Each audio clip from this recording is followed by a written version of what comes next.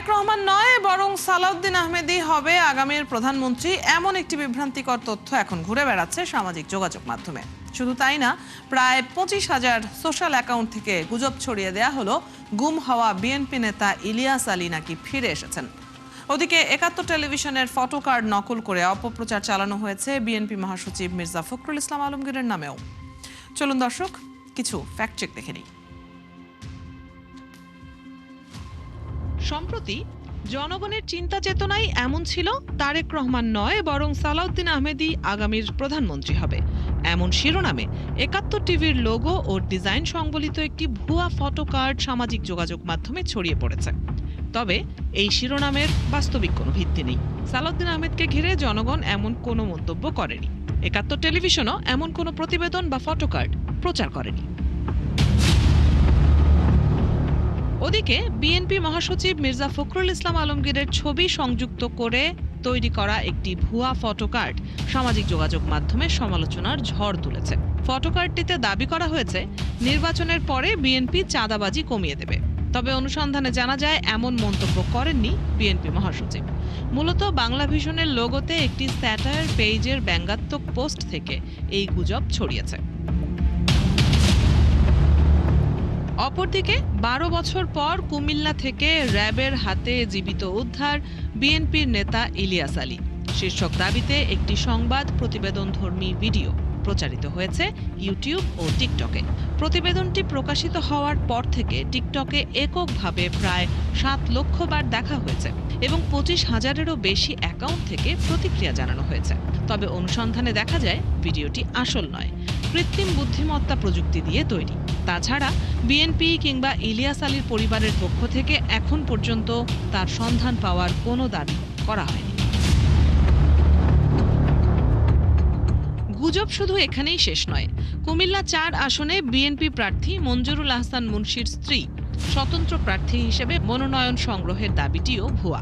নির্বাচন কমিশন কর্তৃক বিএনপি প্রার্থী মঞ্জুরুল আহসান মুন্সির মনোনয়নপত্র বাতিল ঘোষণার পরে তার স্ত্রী মাজেদা আহসান মুন্সির স্বতন্ত্র প্রার্থী হিসেবে মনোনয়ন তোলার দাবিটি ছড়ানো হয়েছে। তবে দাবিটি সম্পূর্ণ মিথ্যা। প্রকৃতপক্ষে এই আসন থেকে কোনো স্বতন্ত্র প্রার্থী মনোনয়ন তোলেননি।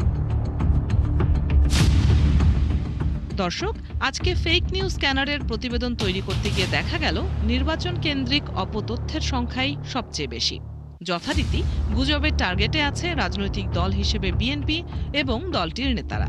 সবচেয়ে শঙ্কার দিক হলো সত্যের সাথে মিথ্যা মিশিয়ে প্রচার হচ্ছে গণমাধ্যমের নকল ফটোকার্ড। এই বাস্তবতায় সামাজিক যোগাযোগ মাধ্যম নয় বরং গণমাধ্যমের খবরগুলোতেই আস্থা রাখার পরামর্শ বিশেষজ্ঞদের। রুবাইয়াত অদিতি, ৭১। দর্শক, আমরা প্রতিবেদনটি দেখছিলাম, একটা ধারণা তো পাওয়াই গেল। আলোচনা চলে যেতে চাই এই বিষয়গুলো নিয়ে। আমাদের সাথে আছেন, আগেই জানিয়েছি, বিএনপির কেন্দ্রীয় কমিটির সমাজ কল্যাণ বিষয়ক সম্পাদক কামরুজ্জামান রতন। চলুন আলোচনায় যাই তার সাথে। আমরা প্রতিবেদন দেখছিলাম এবং সেখানে বেশ কিছু গুজব উঠে এসেছে, যার মধ্যে আমরা দেখছি যে নির্বাচন কেন্দ্রিক গুজবই বেশি এবং আলাদা করে যদি আমরা লক্ষ্য করি দল হিসেবে বিএনপিকে টার্গেট করে কিংবা বিএনপির নেতৃস্থানীয় যারা আছেন তাদেরকে টার্গেট করে বেশ কিছু গুজব এখন পাওয়া যাচ্ছে। প্রায় প্রতিদিনই নতুন নতুন গুজব আমরা কিন্তু দেখতে পাচ্ছি।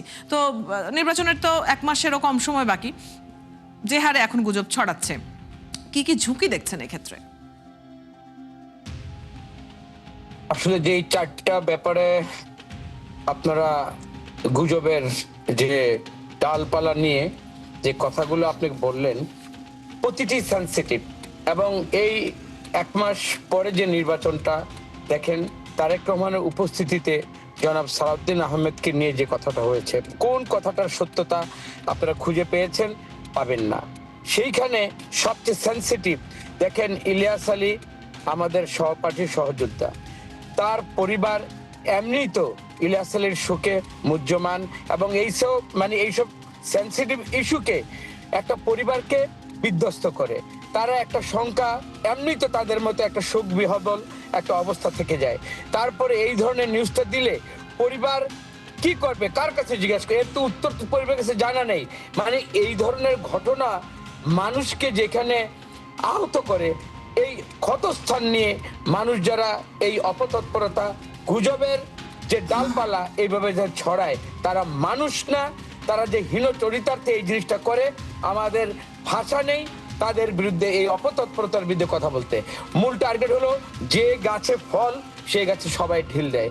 সবাই এখন জনগণের ভালোবাসায় সিক্ত হয়ে সবাই জানে আগামী নির্বাচনে বৈতরণী যে পার হওয়ার জন্য ধানের শীষের প্রতীকগুলো এবং জনগণের মধ্যে জাতীয়তাবাদী দল তারেক রহমানের নেতৃত্বে বিএনপিকে বেছে নেওয়ার যে সমূহ একটা আগ্রহ মানুষের মধ্যে ইতিমধ্যে আমরা যারা মাঠ কর্মী হয়েছি, আমরা মাঠের মধ্যে এই চিত্রটা দেখতে পাচ্ছি।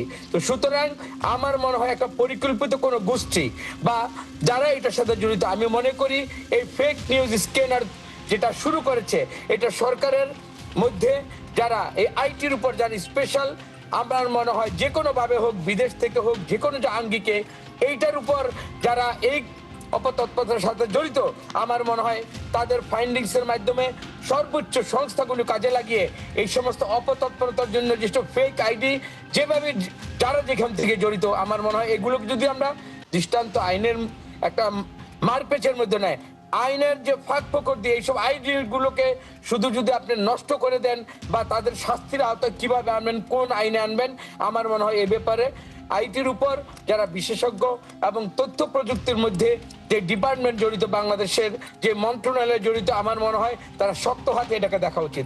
আদারওয়াইজ বিএনপিকে মেলাইন করার জন্য বা বিএনপিকে যে কোনোভাবে মানুষের মধ্যে একটা সন্দেহ অবিশ্বাস যেভাবে তৈরি করা যায়, বিএনপিকে দুর্বল করতে চাবে বা বিএনপির মধ্যে কনফিউজ একটা কর্মীদের নেতা কর্মী দ্বিধাবিভক্ত করতে চাবে।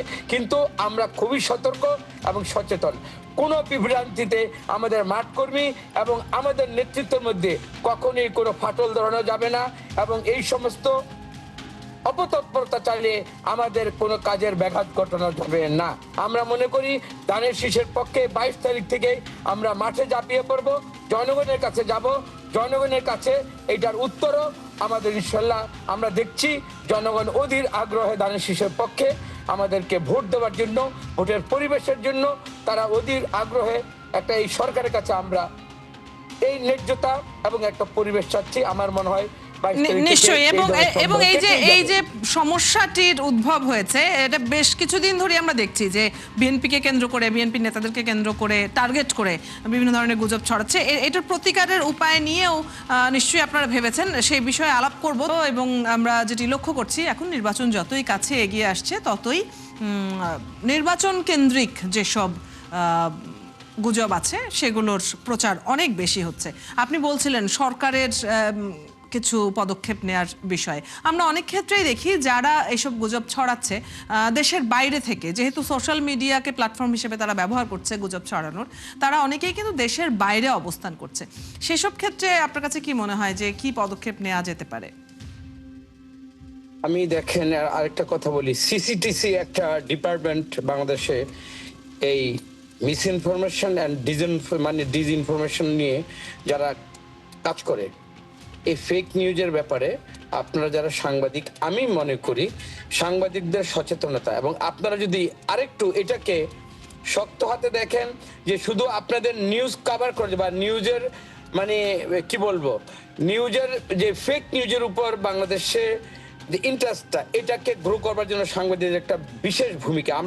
আপনারা যদি মনে করেন আপনারা এটাকে চেক করবেন বিভিন্নভাবে চেক করার এটা কোনো রেজাল্ট যদি না দেখেন, সত্যতা না দেখেন, আমরা বিনীত অনুরোধ করব যে আপনাদের মাধ্যমে এই বাংলাদেশের এই ফেক নিউজের উপর যে একটা দলকে মেলাইন করা, দলকে প্রশ্নবিদ্ধ করা বা কর্মীদের মধ্যে যে দ্বিধাদ্বন্দ্ব তৈরি করা, এই সিসিটিসি একটা ডিপার্টমেন্ট, সিআইডির আন্ডারে আমরা যতটুকু জানি, বাংলাদেশের বিদেশ থেকে যারাই করুক, আমার মনে হয় এখানে তৎপরতা যাই করিয়েন না কেন, আপনাদের এই সরকারি যে ডিপার্টমেন্টগুলো, এগুলোকে অবশ্যই এটা কেয়ারফুল থাকতে হবে এবং আপনারা সিরিয়াস যদি হন, সাংবাদিকদের ভূমিকা যদি সঠিক হয়, সবাই মিলেই কিন্তু আমরা সামাজিক একটা প্রতিরোধ এবং একটা সামাজিকভাবে ওদেরকে বয়কট করতে পারি।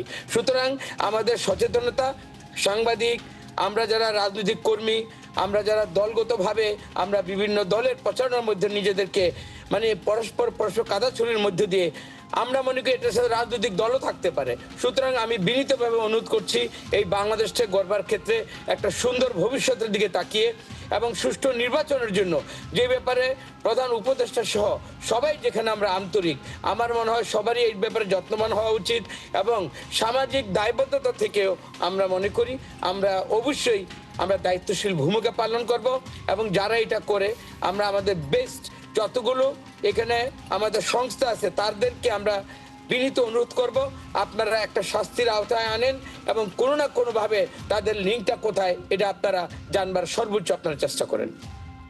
নিশ্চয়ই। এবং আইনের প্রয়োগ এখানে কতখানি কার্যকরী ভূমিকা রাখতে পারে বলে আপনি মনে করেন, একদম ছোট করে জানবো। না, সেটা হলো যে আইন আপনি কখন প্রয়োগ করবেন, এটা তো আপনার রুটে যেতে হবে, এটার সাথে কারা জড়িত, কোন সংস্থা জড়িত। আপনি যখনই এটার একটা লাগাম ধরতে পারবেন, লাগাম কখন পাবেন, আপনি যদি এটা রুট আউট বের করতে পারেন যে হ্যাঁ ওই একটা ফেক আইডি থেকে হয়েছে, ওইটাকে চালাচ্ছে এবং কোন সংস্থা দিয়ে করছে, আপনি যখন যেমনটি আপনি বলছিলেন যে আইটি বিভাগ থেকে শুরু করে এরকম মানে যারা প্রযুক্তি নিয়ে কাজ করে তাদেরকে একসাথে নিয়ে একটি সমন্বিত উদ্যোগের প্রসঙ্গে আপনি আসলে শুরুতেই বলছিলেন। অনেক ধন্যবাদ। আপনার বিষয়গুলো, যে বিষয়ে আমরা কথা বলছিলাম, আপনার পয়েন্টগুলো পরিষ্কার হয়েছে, আমরা বুঝতে পেরেছি। ধন্যবাদ আজকে আমাদের সাথে যুক্ত হয়ে সময় দেওয়ার জন্য। দর্শক, আমাদের সাথে এতক্ষণ আলোচনায় যুক্ত ছিলেন বিএনপির কেন্দ্রীয় কমিটির সমাজ কল্যাণ বিষয়ক সম্পাদক কামরুজ্জামান রতন। কথা হচ্ছিল তার সাথে। আপনারা আছেন ফ্যাক্ট চেক নিয়ে একাত্তরের নিয়মিত আয়োজন ফেক নিউজ স্ক্যানারে। প্রতিদিন